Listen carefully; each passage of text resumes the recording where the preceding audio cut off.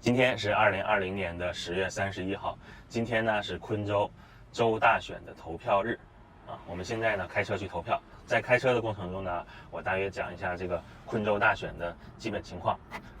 首先要说这个澳洲大选，澳洲大选呢其实是分两个不同的部分。第一个部分呢是澳洲的这个联邦大选，顾名思义呢，也就是选联邦的公务人员。第二个呢就是各个州本州的大选。比如说今天呢，我们要去参加的是昆州的州大选。昆州州大选呢，也就是选昆州以内各个区的这个区议员。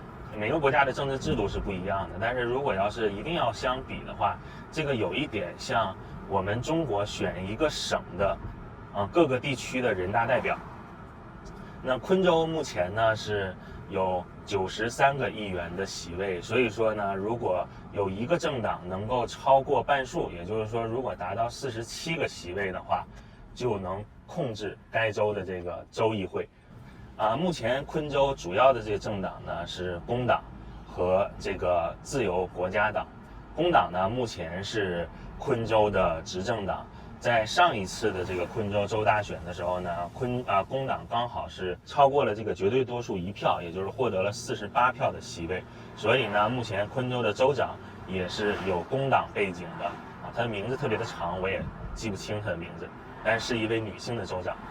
除了这个工党之外，昆州的第二大党也就是自由国家党这个党呢，听这个名字就是由这个两党组成的，一个是自由党，一个是国家党。其实澳洲的这个政党特别有意思，它不像比如说美国就民主党和共和党，澳洲呢这个政党自由国家党这个党呢，其实它是隶属于这个联合政党联合政党呢，它在各个州的名字不一样，它在昆州呢就叫自由国家党，它主要是呢由自由党和国家党组合而成的。除了工党和自由国家党以外呢，昆州还有一些其他的政党。比如说像绿党，比如说像一国家党还有一些名字听着特别有意思的党，我就听说过有一个叫什么射击打鸟俱乐部党听着就不像是政党，听着像是一个社团，是吧？在澳洲呢，你作为一个满18岁的公民呢，你是强制你进行投票的如果你没有特殊的原因在投票当天不去参与投票的话，是要罚款的。大约呢，昆州是要罚130多块钱。这个所谓的这个特殊原因呢，就是只能是比如说你在投票期间有一些意外发生，或者呢你没有办法在这个投票当天你没有办法去投票但其实在澳洲投票投票的形式还是很多的。比如说像这次昆州大选呢，从10月10几号开始就可以提前投票了。这次投票比较有意思的一个地方就是昆州主要的2个大党工党和这个自由国家党的这个党领袖昆州的党领袖同时都是女性。那目前这个执政党呢是工党执政。工党目前在昆州的州长他是可以说在这个疫情期间用了非常严格的这个关闭边境的政策。最新的消息呢，我看是昆州州长昨天的时候更新了这个关闭边境的政策。目前呢仍然对西南威尔士州大悉尼地区进行了这个边境的封锁。大悉尼地区是什么概念呢？西南威尔士州目前大约人口是800多万人，整个大悉尼地区的人口也应该是超过半数，在480万人左右。也就是说，昆州目前还在向新州超过半数的居民实行边境封锁。那目前呢，我们知道其实澳洲的这个疫情不是特别的严重，在这种情况下呢，昆州的州长还进行边境封锁，让这个媒体还有就是新州的居民呢非常的不满。但是呢，昆州的州长呢，他的想法是，他作为昆州的州长，首先要保证昆州的人民的安全。所以说呢，他这个政策是一把双刃剑。对有一些支持这个关闭边境的人来说呢，他肯定是获得了这部分人的选票。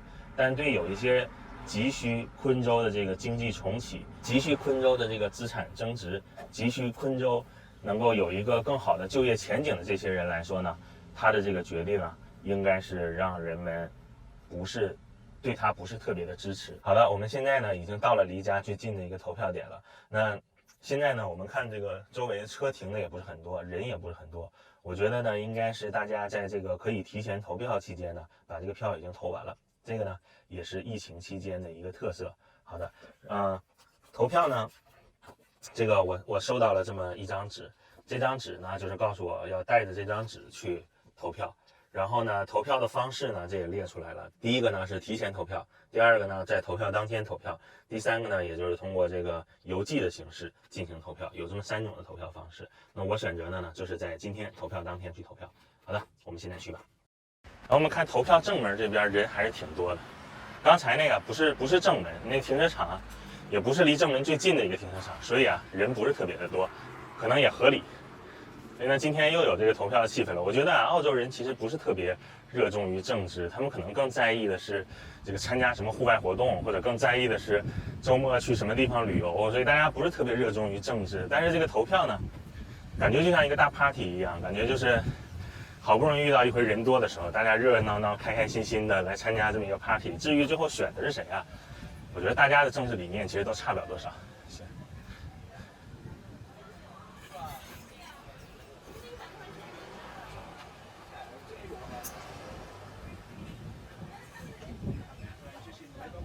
Hello, thank you, thank you, thanks. Okay, thanks. Good, thanks. Yeah, thank you, thank you. 大约1个多月以前呢，就陆续收到了这种，就是每个政党，你看这个蓝色的这个是自由国家党啊，目前这个我们州的这个议员是有史以来第一次有一位华人议员。红色的呢，这个就是工党。然后像这个绿色的呢，这是绿党嘛？啊，对，绿色的这是绿党，这是目前昆州的几个比较大的政党。啊，这边就是投票屋，看着是不是比较简陋，不像是这个投票的地方，是吧？昆州的投票啊，澳洲的大选就是这样，就是简简单单、朴朴素素。好了，我现在就要进去投票了。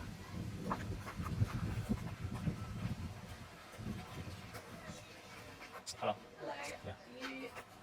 Straighten. Yes. Thank you. 好了吗？整个投票非常非常的简单。进去了以后啊，有专门的一个人来扫你这个码，你也不需要提供你的驾照啊，也不需要提供你的 ID 啊，他就问你简单的问题：你叫什么名字？你家庭地址在哪里？当我这个家庭地址啊匹配他的这个记录之后，就给了我一张非常小的这个纸条。这个纸条粗糙到什么程度啊？感觉跟手写的也差不了太多。